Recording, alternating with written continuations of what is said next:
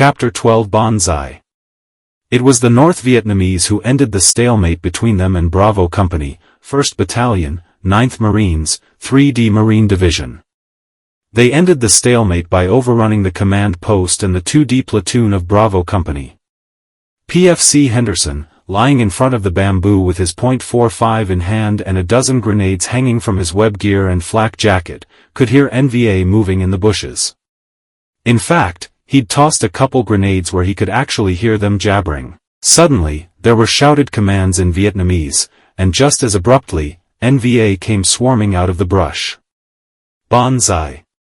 Because of the bamboo wall, which would have broken the momentum of their assault, the NVA did not charge into Henderson's little group, but they streamed past the flanks. They just ran through screaming and shooting those Marines they could see, intent on reaching the main road where the Marines with the radios were hunkered down. Henderson lay there stunned, unable to bring himself to fire, amazed that no one seemed to notice him. He thought the NVA looked crazy. They were just a wild mob, some of them with insane faces as they ran firing into trees, bushes, and men so indiscriminately that Henderson was convinced that NVA were accidentally killing other NVA. Others stumbled along vacant-eyed, rushing right past him without pause. He was so bloody, maybe they thought he was dead. The NVA shouted to each other as they ran past, little guys in green with grass sticking from their helmets and gear, so that in moments the brush had swallowed them back up as they streaked on for the main road. It seemed that some of the NVA following the main assault line hadn't gotten the word about this stranded group of Marines. Henderson had his M16 sitting atop the little berm that bordered the footpath where he lay, and he looked beyond that into a coverless stretch of field into which came strolling 3 NVA atop a dike.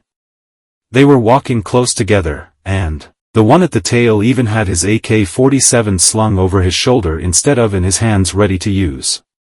Henderson meant to kill them, but when he propped himself up against the berm, his shoulder wound, which was unbandaged but kept nicely shut by his tight-fitting flak jacket, spread apart in a flush of hot blood down his back. Gritting his teeth, Henderson quickly sighted his M16, emptied the 18-round magazine in one burst, then slid back down onto the footpath to resume the position that had kept his shoulder wound sealed. It looked like his sweeping burst had caught all 3 NVA, but he really couldn't be sure. And after having gone through this procedure of bleeding and firing several times before this bonsai, he decided to just let it go. They were all going to die anyway.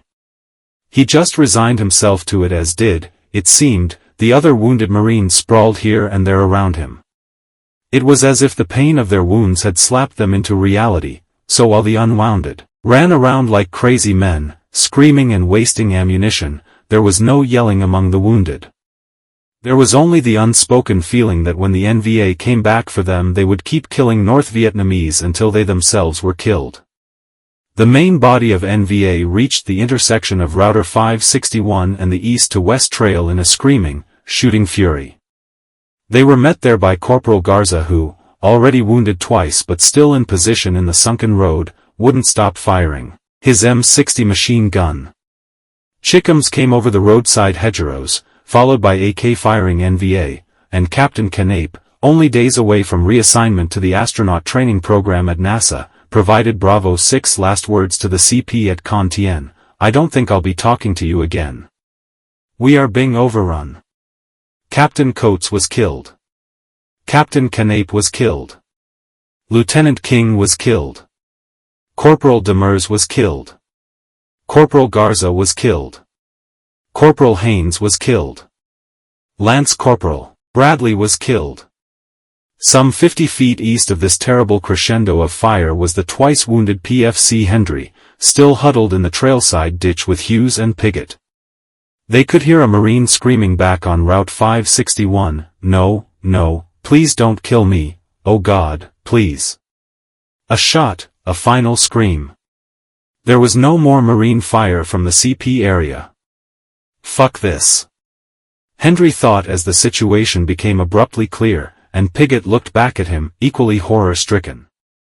"We gotta get the hell out of here." Hendry tried to pass the word to Hughes, but he was still deaf and stunned from the grenade that gone off above his head. So they had to kick him to get the idea across. The NVA were still not visible to them around the elbow of their trail, but they were now so close on the main sunken road that they could be heard plainly as they spoke to each other. Piggott led the way, running north to south across their east-west trail and crashing through the brush to a footpath that led south in a course parallel to but east of Route 561. Piggott was followed by a limping Hendry and a concussed Hughes, and they made it about 40 meters before sudden and heavy fire sent them sprawling. Meanwhile, PFC Weldon followed his engineer buddy out of their trench when they heard the shouts to pull back. It was mass confusion, made worse by the burning bamboo and elephant grass, and in the smoke, Weldon lost sight of the engineer. He panicked. He had no idea where he was going. He picked a direction in the choking smoke and moved that way. "No, we gotta go back this way." The engineer had doubled back for Weldon and was waving him back in the right direction. "No, come this way, we gotta get outta here." In Hendry's group, Piggott jumped up to run again, and from out of nowhere, Hendry's buddy Weldon bounded into view about 20 meters ahead. Relieved to see people standing upright and surviving, Hendry, with Hughes tailing him, followed Weldon. Within moments, Hendry saw several Marines huddled in a bomb crater, so he leaped in, looked around, and realized that good old Weldon was sitting beside him. Weldon explained how he'd gotten shot and how he'd gotten the laughing bastard that did it. Sergeant Huff of the mortar section was in the crater, and it seemed, at least temporarily, to be the safest place around. So when Hughes stumbled by, they screamed at him to get in the crater with them. Hughes's concussion was still too much, and he wandered past them in a daze. Somehow he made it to safety on his own. The last radio contact that Lieutenant Delaney had with whoever was on Bravo 6 radio was a whispered voice, which explained that he was the last man alive around the command post. The whisper said that he had been hit 4 times and that there were NVA within 5 feet of him. The perimeter had collapsed and Lieutenant Delaney, realizing that their bamboo hideaway was now the front, told his radioman, Lance Corporal Cromwell, to lie down in the tall grass. If the NVA proceeded through their position, Delaney said, they were to hold their fire and more or less play dead. One of the radio men with the 6 CP, Corporal Domingo Trevino, lost consciousness after being shot in the leg. When he awoke, everyone around him was dead, and an NVA machine gun was firing from nearby. Trevino responded with him M16 and managed to empty the magazine before the return fire tore up his flak jacket and right shoulder. The NVA did not finish him off, but tied his hands behind his back and began dragging him across the fields east of Route 561 as he blacked out several times. Finally, as he lay bleeding and exhausted, they tied another rope around his waist that they then secured around a tree before moving off into the bushes. Presumably they had left Trevino in the open there as bait for an ambush within an ambush.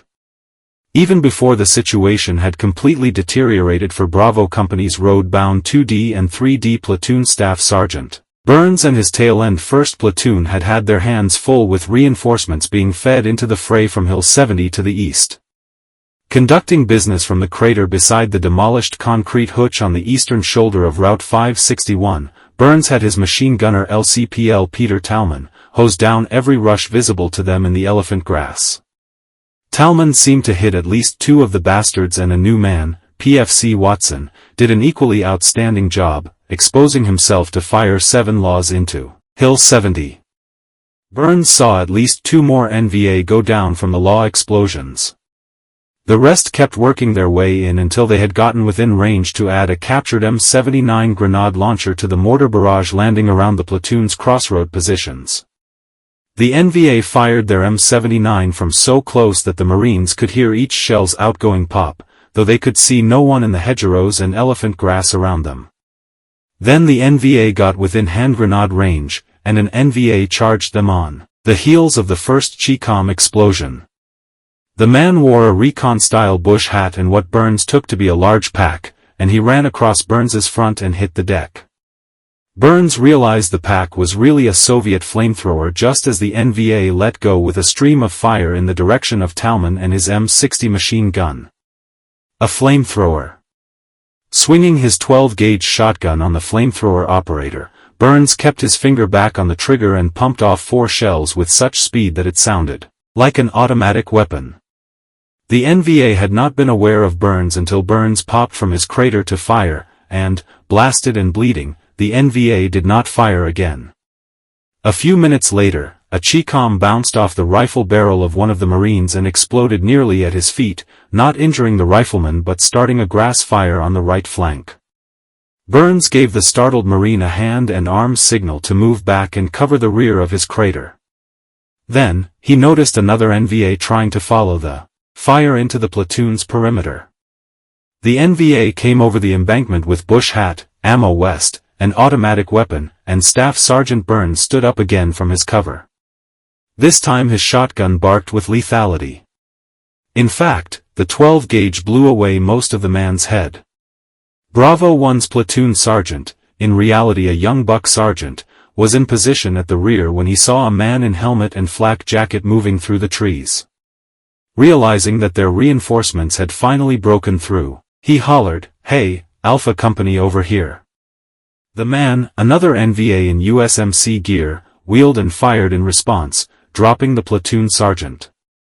Excited, the NVA did not rush to cover, and the sergeant, though shot in the leg, was able to M16 the NVA into the ground. The platoon sergeant was hit in the company of the most rearward squad. Under Corporal Pitts would discover that only he and 2 others had come through unscathed, while 3 in his squad had died and 8 had been wounded. Pitts lost his squad 1 or 2 at a time as the hot afternoon dragged on. First, 2 of his fire team leaders got wounded, then, his grenadier got shot through the arm near the elbow so he could no longer handle his M79. 2 fearless NVA unusually large men made bigger by helmets, flak jackets, and web gear dashed across Route 561 to the south, firing bursts right into the squad as they ran. They killed 2 Marines. Other NVA, unseen in the bush, further confused the situation by shouting orders in English at the Marines. Corporal Pitts and his squad did not crack. The M79 man, who'd been doing a great job until shot in the arm, ran to help with his good arm when he saw Pitts dragging a wounded team leader to cover. At that time, they took an automatic burst, and the grenadier had toe fingers shot off. He simply crawled over to Pitts and asked him to chamber a round in his .45 for him since he couldn't do it with his mangled hand. Another wounded man, a team leader, kept his M16 in action despite being shot in the arm, and then in the leg, then in the other leg, and finally in the other arm. He never got shook up. He would just holler to Pitts to let him know he'd been hit again before resuming fire. Soon after the crescendo of fire up Route 561, Staff Sergeant Burns could raise neither captain's coats nor canip. He had likewise lost all common with 2D and 3D platoons. Lieutenant Delaney was dead. It did not appear that the NVA had reached the XX bamboo hideaway, but he rated the lieutenant's leadership skills as zip point shit, and his next thought was, "Hey, that's it, you're in charge." Burns told his radioman, a bespectacled kid who was nearly incapacitated by the direct sunlight filling their crater, to switch to the air frequency. Then he took the handset. Bird dog, this is Bravo 1. Finally, a response. "Who are you?" "This is Bravo 1, 2, 3, 4, 5, and 6, and I need all the help that I can get. If you don't get somebody in here pretty soon, this is going to be the lost command. I don't care if you get the army in here, but we gotta get somebody in here." The voice in Burns's ear belonged to a bird dog spotter pilot, orbiting the battlefield as a flight of A-1 Sky Raiders came on station. "We're trying to get somebody in. I can see M coming." Not good enough. The Tank Infantry Relief Force, whose progress the bird dog was presently reporting, had only just started north from the strip. Meanwhile, Burns could no longer see up Route 561 for all the smoke filling the sunken road. The grass fire started earlier by the Chi-Com had spread out of control, perhaps fueled by another NVA flamethrower, engulfing the hedgerows between Burns and Delaney's group. The NVA continued firing through the smoke and flame, and Burns's growing casualties include their heroic machine gunner Talman, who was mortally wounded. The survival of those who remained rested on superior fire power to squash the numerical superiority of the NVA, so, calmly conferring with the bird dog pilot, the one and only voice he could get on the radio, Burns, who had just seen another NVA squad in the elephant grass atop Hill 70, called for the first airstrike there. Burns watched the NVA squad drop out of sight on the eastern slope of Hill 70 just as the Sky Raiders' napalm burst on impact and sent streaming fingers of fire splashing across the hilltop. Right on target. Marine air really was the best. And, although Burns could see none of the NVA who were firing on his platoon, between the brush, the fire, and the smoke, he really couldn't see much of anything. He could sense their positions. So he told Bird Dog to have the Sky Raiders next expend their ordnance no more than 50 meters from the road. Again, the airstrike was dead on target, breathtakingly so, frightfully so, splashing the last of the flight's napalm to within 15 meters of Burns and his Marines.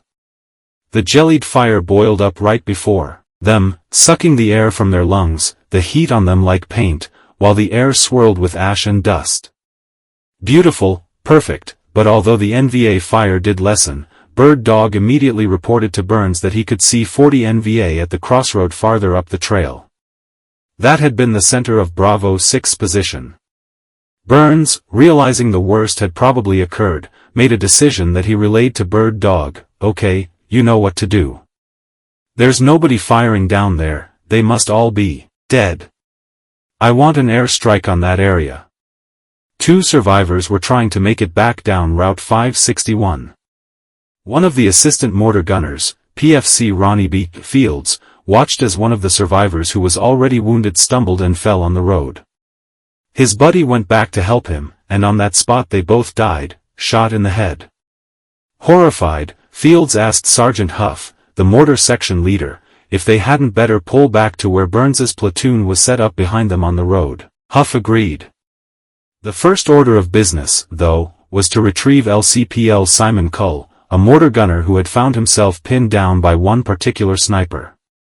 Huff popped M16 cover fire toward the NVA's dugout, and Cull made his scramble back to the soon-to-depart main group.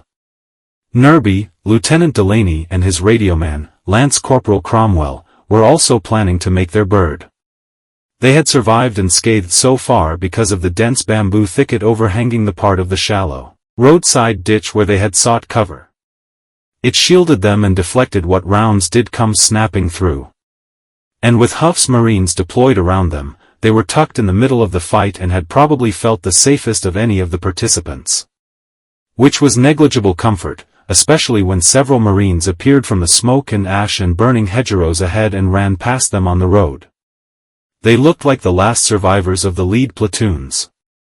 And so with smoke rolling into their bamboo thicket, the brush fire was bearing down on them. Delaney said to Cromwell that it was time, they had to move.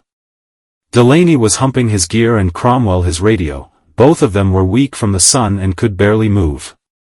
And with the trail slowly being consumed by fire around them, their first thought was that it would take 2 lunge to crawl back through the underbrush along their side of the road. The fire hadn't reached the opposite side, though, and Delaney attempted a quick crossing. He immediately drew several automatic bursts and several individual sniper shots, one round of which grazed his left forearm, and he instantly spun around and jumped back down in the ditch. Cromwell wrapped a bandage around Delaney's arm, and with Delaney leading the way, they began clawing and crawling their way south through the hedgerow on their side of the road.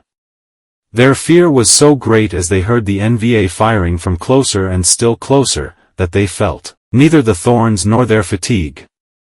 They had not gone far when NVA fire converged on the bamboo they'd just exited, and then, the NVA moved a captured M60 to the trail.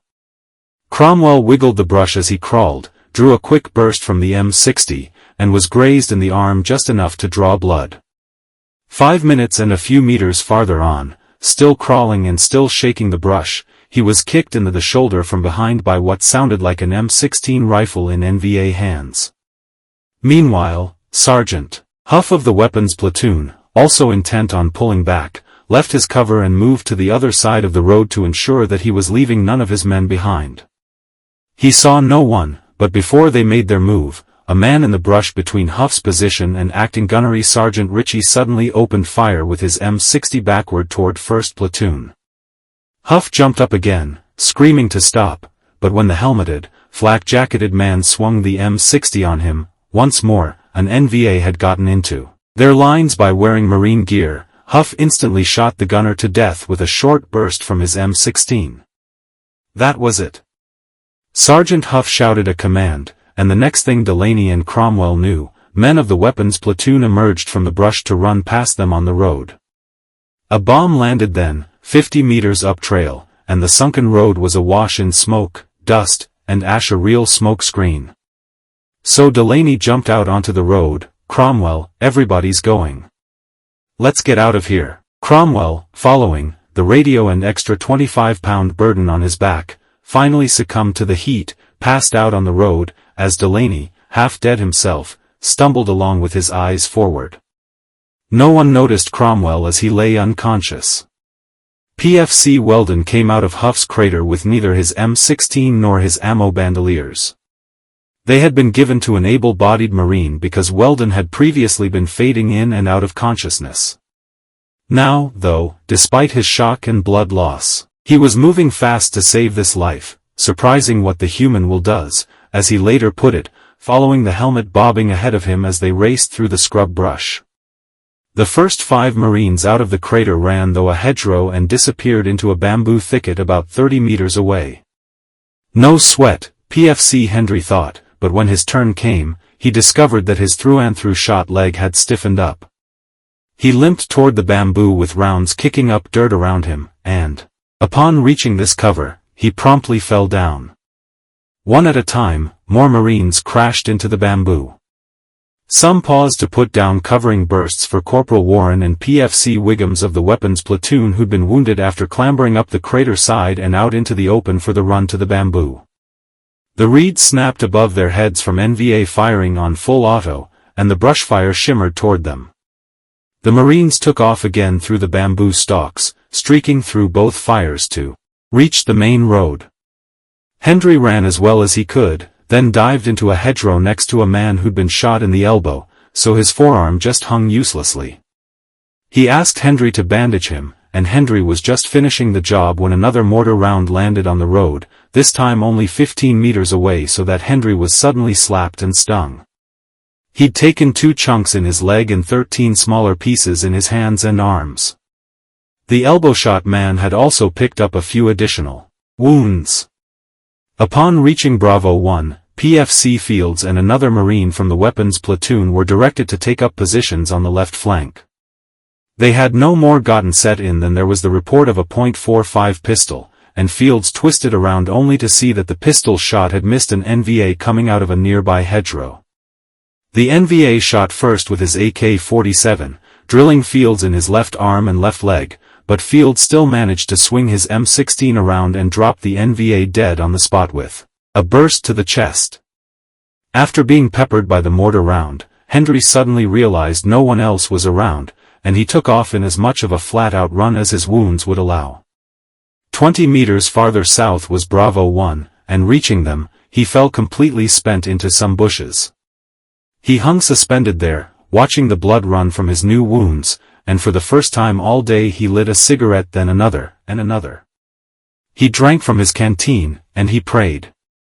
He prayed very hard, as NVA fire continued to crack around them. Then he heard a thud, and glancing toward the road, he saw a grenade sitting there smoking. He couldn't do anything. He didn't have the energy to spring up and run, and the bushes holding him up wouldn't let him press down any lower.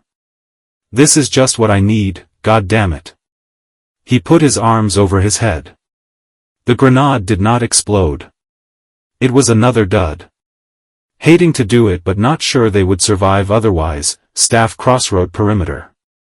If anyone in 2D and 3D platoons who had not already made it back was still alive, he did not know. But the number of NVA now bearing down on 1st Platoon's positions was too great, so with Burns at the tail covering his men with his shotgun, the survivors began stumbling south on Route 561. They had not gone far when they could hear tanks approaching, coming north toward them from the strip. Charlie Company. Sergeant Huff began to cry in relief. Chapter 13. Better late than never. Starting north on Route 561. From the strip toward the sounds of explosions and automatic weapons, Captain Radcliffe, who was going into battle for the first time, could not believe how drained he already felt. During training exercises at Camp Lejeune or Vieques Island, he had prided himself on his water discipline. Even on the hottest of days he never needed to go into his second canteen. But the sun above Con Tien was unreal in its intensity. It was also dry as hell, and every step on the dirt road produced another little powdery cloud. Radcliffe thought of the comic character Pigpen, that began to coat his face and forearms gleaming with sweat. Behind Radcliffe, Lieutenant Turchin of Delta III was setting his people in against the strip, facing north. Alongside Radcliffe on the dusty trail were Lieutenant Howell and Corporal Thompson, who humped the radio as the three of them hiked north. The tank platoon commander, the staff sergeant, had been reluctant to get on the main trail and reluctant to advance without infantry security, so only 2 of the 4 tanks advanced initially.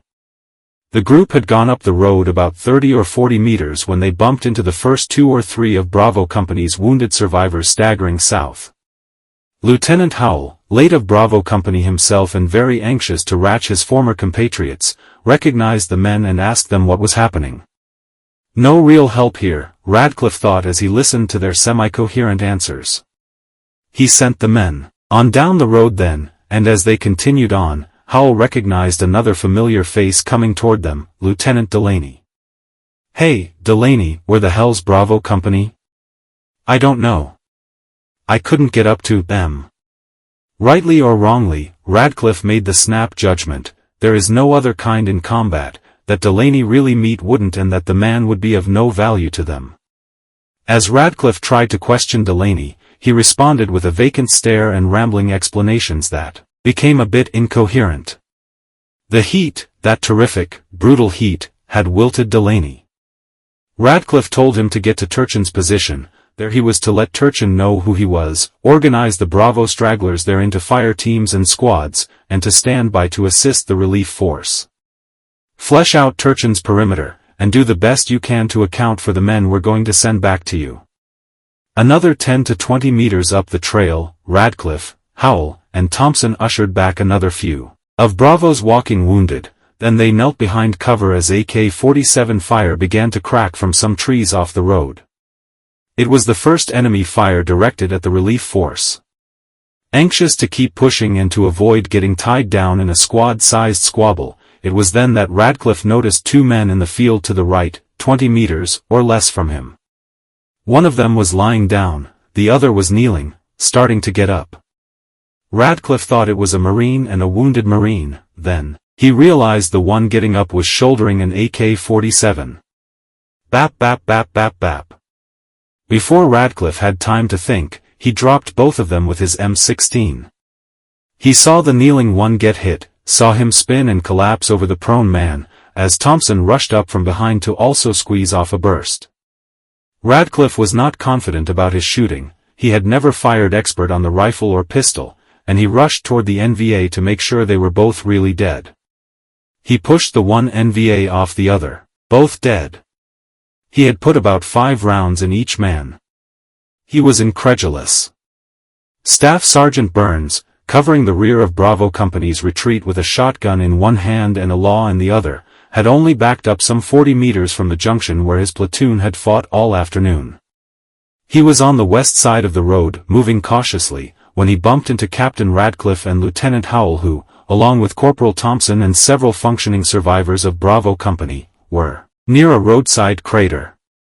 Radcliffe approached this obvious leader to ask who he was. "I'm Staff Sergeant Burns, the 1st Platoon Commander." "Who's the company commander?" "Right now it looks like it's me." Burns gave a look of greeting to Howell, whom he recognized and considered manna from heaven, then glanced back to Radcliffe. "Who are you?" "I'm Captain Radcliffe, Bravo Company's new commander." "Well, welcome fucking aboard, Skipper." "Welcome aboard." "Burns, where's Bravo Company, this is it." "What?" Burns's emotions were suddenly strained, sir, this is your command. This is it. This is 1st Platoon and that's all there is left. Well, I want to know where the rest of my people are. They're up forward, sir. Well, we gotta go up and get them. What do we gotta do to get up there? Get another battalion online and sweep this area. Actually, it probably would have taken another regiment, and Captain Radcliffe was coming to understand what a hopeless, desperate situation he was walking into. Like being spun around and dropped in the middle of the Amazon, he thought. He had no communications with the people he had come to save, he didn't know what in the hell was going on, and the relief force he was leading seemed suddenly like a piecemeal, helter-skelter response to the situation. Christ! He had to start somewhere, so he asked, where are the NVA? Skipper, they're every fucking where. You can shoot anywhere you want. Take your pick, Skipper. We're going up there and get them, the survivors of Bravo Company, not the North Vietnamese. You going with us? Yes, sir, but I want my people to stay here because they've had it. Captain Radcliffe had noticed earlier some 20 individuals coming south along a tree line that ran north-south about 90 meters east of Route 561. Not sure who the hell was who, Radcliffe had held his fire. But now as they continued forward again, this time with Burns along, they had not gone 10 paces when a multitude of AK-47s erupted from the direction of those previously unidentified figures. Radcliffe and crew ran back into their crater. He was looking to the rear for their tanks when radioman Thompson told him that Bird Dog was making a pass over the tree line. They had radio contact with the pilot who informed him that he could see approximately 100 NVA in the tree line and that he had air on station. Hearing this, Burns looked at Radcliffe. You ever call an air strike? No, he hadn't, so he passed the handset to Burns with the comment, call the son of a bitch in. This Burns did, saturating the tree line with bombs and napalm from several passes, which dissolved the enemy fire from that location but did nothing about the NVA still firing from the field between the road and the tree line. Those NVA were in prepared positions, spider holes and trenches, and Burns instructed Bird Dog to bring the next strikes in even closer to their road. Radcliffe was amazed that napalm could land so close, burn them up alive. But they survived, and it was the NVA who ceased firing. Bird Dog kept running strikes until he ran out of fuel. I've got to bingo back to base, you got about 70 to 90 dead over there. And as their air support banked off and they dug themselves out of their crater, Burns sarcastically asked Radcliffe, was that close enough? Shortly thereafter, sometime after noon, Thompson handed the radio handset to Radcliffe. Charlie Company had just started landing back at the strip. The point of Charlie Company was presently humping into Turchin's perimeter as their CO, Hutchinson, spoke with Radcliffe via radio. Bravo 6, this is Charlie 6, we're in the zone. You know what the situation is. I'm putting my company in your hands. What do you need? Radcliffe was elated. He hadn't known that Charlie Company was inbound, that hadn't been part of the CP briefing, and he told Hutchinson, I need a platoon up here ASAP to give me some protection on that right flank with these tanks and to keep these assholes off my back. We got NVA everywhere up here. Hutchinson rogered that. He meant to send Labuti's platoon forward to Radcliffe, but they had not all landed yet. It would be some 30 minutes before all of Charlie Company was on the ground from Dong Ha. A ragged column of figures approached Lieutenant Turchin's strip position from the north. The corpsmen attached to Delta 3, Doc Lindenmeyer and Doc Shade, a pair of skinny, bespectacled young men, studied their approach, and when they saw black faces in the group, they knew they were Marines and not NVA in USMC gear. They all appeared to be wounded to some degree, and one of them approached Lindenmeyer. Doc, I'm a Bravo Company doc, but I've lost my Unit 1. I've a casualty here I want to see. He has heatstroke. Lindenmeyer followed him over to the heat casualty who happened to be a black Marine. The man was not sweating, and his skin was hot and dry except where the Bravo doc had been rubbing him with a handkerchief dampened with the last of his canteen water. Lindenmeyer gave the Bravo doc one of his canteens as he instructed, strip him naked, boots too. I'll get more water.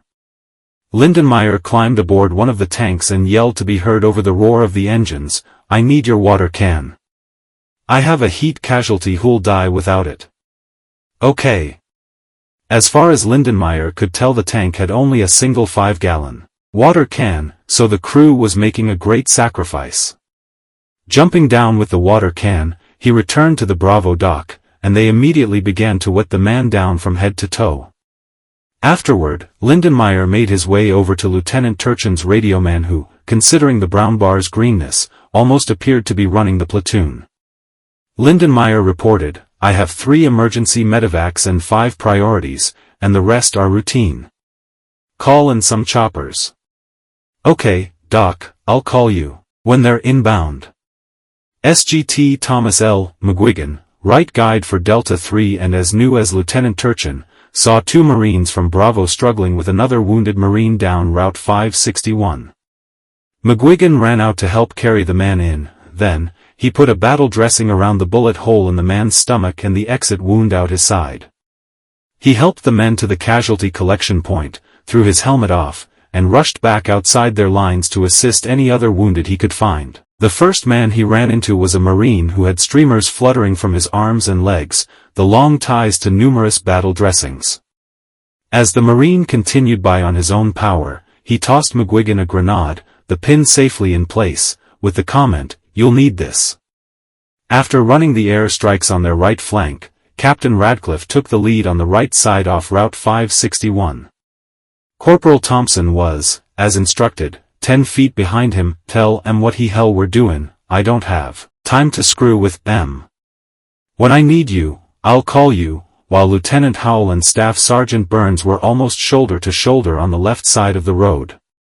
They had the R divided up who was to look low, left, high, right, etc., and they advanced a cautious step at a time, tensed and ready to blast anything that came at them, until it appeared that the latest air strikes had cleared the way for them. They began taking normal steps, and Radcliffe drifted to the middle of the 10-foot wide road. Burns, who had relaxed not a bit, called to him, "Get over to the side of the road. I gotta see where we're going. You'll see in a body bag if you don't get over to the side of the road." With Charlie Company on the way, Captain Radcliffe instructed the 2 tanks that had remained with Lieutenant Turchin to move up and join the 2 tanks already accompanying the point of the relief force. Radcliffe wanted the tanks to protect the right flank, which he considered the most vulnerable. He knew that Alpha Company was on their left flank somewhere and that, in fact, one of their platoons was also attempting to break through to Bravo Company. This was Staff Sergeant Leslie's Alpha 1, and when Radcliffe reached the junction where Burns had fought all afternoon, Leslie appeared on the trail running into Route 561 from the west with a half-dozen Marines. Radcliffe, who'd been expecting a full platoon to reinforce them, approached the big sergeant, he did not know Leslie's name, to ask, "How many men you got?" "This is all I could bring you." Considering the volume of fire to both their east and west, Leslie's platoon had been wondering prior to Radcliffe's arrival if they were the only survivors in Alpha and Bravo both. As Leslie now explained, "We're dug in over there on that side. We got our hands full. Sir, we got so damn much fire over there." The position of Leslie's platoon allowed them to cover Radcliffe's left flank, so Radcliffe said to him, "Christ, you had better get back and hold your own line. Hold that left flank there and don't let the enemy get between us. Just don't let em get south of this goddamn trail. This isn't the kind of problem you'd show at the basic school for how things ought to look," thought Lieutenant Labouty of Charlie 2 as, pumping adrenaline and moving in a half-crouch for fear of enemy fire, he looked for Captain Hutchinson. He was fresh off the helicopter that had landed his platoon in the strip as others had rolled into pump rockets. From above, he'd had a panoramic view of this smoke-billowing zoo of a battlefield, with Marines and NVA alike looking like ants as they moved around the burning hedgerows. Now, on the ground, Labouty could see Marines heading south from the battle to the north. He assumed they were survivors from Bravo Company, but they could have been disoriented troops from Alpha or Delta. No one seemed to know who was who or what was what, Hutchinson and Labouty agreed, when they found each other. Hutchinson had landed with the first lift and had already medevaced 11 of his men from the mortars that had greeted their arrival, so now orders from company commander to platoon commander reflected the newcomer's jaundiced eye. "Frank, take your platoon as point, and get in there and find Bravo Company, and evacuate the dead and wounded. Do not stay and fight. I emphasize, do not stay and fight." "I understand," Labudi answered. For no other reason than that he could see Marines coming south on Route 561, Labudi decided to head north on it. His platoon was spread out in single file, retracing Radcliffe's route, and they had not gone far when they heard tanks off on their right flank. The tanks did not seem to be aware of his platoon on the trail, so Labudi ran across the field to the nearest one, an act which terrified him once his adrenaline had cleared, because in this nebulous situation he could have easily run into an NVA squad kneeling in the high elephant grass. The tank infantry phone mounted on the rear of the tank did not work. In fact, all 4 tanks apparently had inoperative tank infantry phones, so Labudi climbed aboard and banged on the hatch until someone opened up. "I'm Lieutenant Labudi and we're moving north to recover the dead and wounded, and you follow me." Labudi was joined back on the trail by one of the company's acting platoon commanders, a staff sergeant, who'd come forward with his people. The platoons, already mixed up from the pack as many on as you can handling of the Hello insertion, were becoming more intermingled as they rushed north. Labudi had even lost track of Lefif, his excellent platoon sergeant. Up ahead, Labudi could see a handful of Bravo Company grunts. When he saw a Marine in gear with his weapon, he assumed the man was still capable of fighting. As Labudi got closer and looked into these men's eyes, he realized they had just come out of the twilight zone. Their faces were drawn and tight, contorted with looks of shock and disillusionment, and especially, Labudi noticed, real fear. "How you doin'?" Labudi repeated as he found it necessary to walk up to each man. "Listen, we're moving people back. Keep going." Labudi encountered only one survivor who still seemed wide awake, a kid who'd been seriously wounded. Labudi was moving forward, loaded for bear with his helmet, flak, jacket, and pack on, machete hanging from his web belt, and his hot little automatic carbine in his hands, but his flak jacket was hanging open.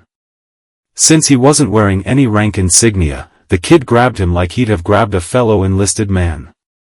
"God damn it, zip that thing up and button it. I've been wounded a couple times, and the only way I've survived is 'cause I had this thing on. You make sure you button that thing up, you hear me?"